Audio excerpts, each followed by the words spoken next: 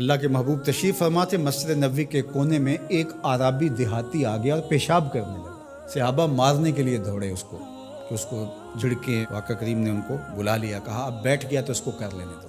جب اس نے پیشاب کر لیا تو آقا کریم علیہ السلام نے اس کو بلایا، کہا یہ مسجدیں ذکر و فکر کے لیے بنائی گئی ہیں، بول و براز کے لیے نہیں بنائی گئی، اور پھر وہاں پانی بہا دیا گیا۔ تو بعض کا ہم جس طرح سے لوگوں کے ساتھ رویہ کر رہے ہوتے ہیں، یہ جو موبائل ہے یہ اس دور کی ضرورت ہے، تو بعض کا اس کو بند کر دیں تو کھولنا یاد نہیں رہتا، کھول لیں تو بند کرنا یاد نہیں رہتا، تو بعض کا نماز کے اندر اس کی گھنٹی بجنا شروع ہو جاتی ہے۔ جس بیچارے کی گھنٹی بج رہی ہوتی ہے تو بعض کا اس کو تیزی سے بند کرنا بھی نہیں آ رہا ہوتا، تو وہ دیر بھی ہو جاتی ہے۔ خیر وقت گزر گیا، اب 4 رکعتی نماز ہے، یہ پہلی رکعت کے اندر حادثہ ہوا تو 3 پوری رکعتیں ہیں وہ غصے سے بھرے رہتے ہیں کچھ نمازی کہ اب سلام پھیر کے تو ہم اس کی خبر لیں گے، اور پھر سلام پھیر کے حالانکہ 3 رکعتیں گزر گئی ہیں، تم رب سے جڑے ہوئے ہو، تمہیں تو یاد بھی نہیں ہونا چاہیے۔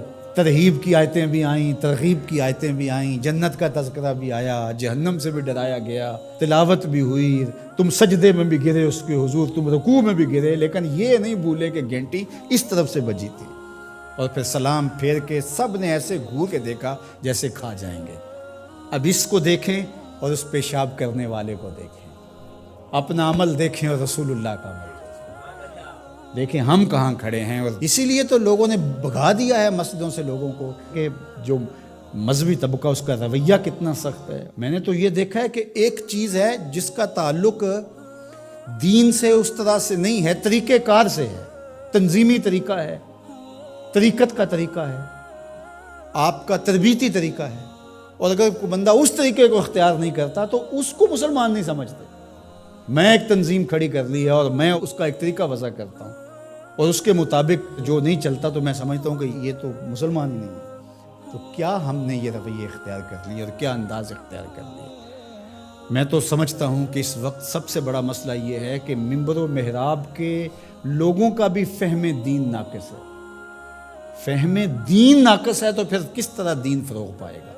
تو یہ ضرورت ہے کہ دین کو سمجھنا تو شیطان کے طریقے ہیں، وہ علماء کو الگ ٹریٹ کرتا ہے، جاہلوں کو الگ ٹریٹ کرتا ہے، متکبر کو الگ ٹریٹ کرتا ہے، منکسر المزاج شخص کو الگ ٹریٹ کرتا ہے، اور ہر ایک کے لیے اس نے الگ الگ چیزیں رکھی ہوئی ہیں، ہر ایک کے لیے الگ پیکج ہے اس کے پاس۔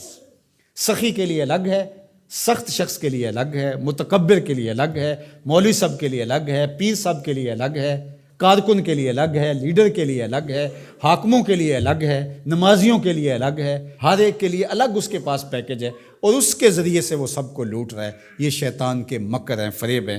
یا ایھا الناس کلوا مما فی الارض حلالا طیبا ولا تتبعوا خطوات الشیطان، اور شیطان کے قدموں کی پیروی نہ کرو۔ یہاں یہ خطوہ کی جمع ہے، قدم کی پیروی نہیں، قدموں کی پیروی نہ کرو۔ معلوم ہوا کہ شیطان کے پاس ایک چال نہیں ہے، اس کے پاس بڑی چالیں ہیں، وہ بڑے بڑے طریقے سے لوٹتا ہے، بڑے بڑے مکر سے لوٹتا ہے۔ آپ تاریخ پڑھیں، مرتبہ ولایت کے پہنچے ہوئے لوگوں کو اس نے برباد کیا۔ بلعم بن بورا کون تھا؟ مستجاب الدعوات ولی تھا نا، لیکن کہاں لڑک کے چلا گیا۔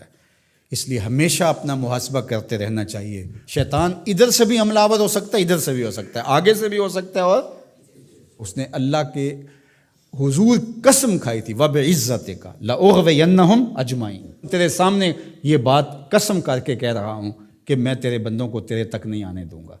ان کے دائیں سے آؤں گا، ان کے بائیں سے آؤں گا، آگے سے آؤں گا، پیچھے سے آؤں گا، چاروں طرف سے حملہ، کدھر بھاگیں گے؟ اللہ اکبر۔ ظالم 2 راستے بھول گیا، اوپر والا اور نیچے والا۔ جب بندہ دعا کے لیے ہاتھ اٹھاتا ہے یا سر سجدے میں رکھ دیتا ہے، شیطان کچھ بھی نہیں کر پاتا۔ تو یہ دائیں سے بھی آ رہا ہے، بائیں سے بھی آ رہا ہے، آگے سے بھی آ رہا ہے، پیچھے سے بھی آ رہا ہے، اور اس نے خود اللہ کے سامنے قسم کی ہے، مجھے تیری عزت کی قسم، ان بندوں کو تیرے تک نہیں آنے دوں گا، چاروں طرفیں گھیر لوں گا۔ تو یہ چومکھی لڑائی ہے شیطان کے ساتھ، کبھی یہ کسی طرح سے آ جاتا ہے، کبھی کسی طرح سے آ جاتا ہے، کبھی کسی طرح سے آ جاتا ہے۔ تو اس کے بڑے مکر و فریب اور بڑے طریقے ہیں، اللہ تعالیٰ اس کے مکر و فریب سے ہمیں محفوظ فرمائے۔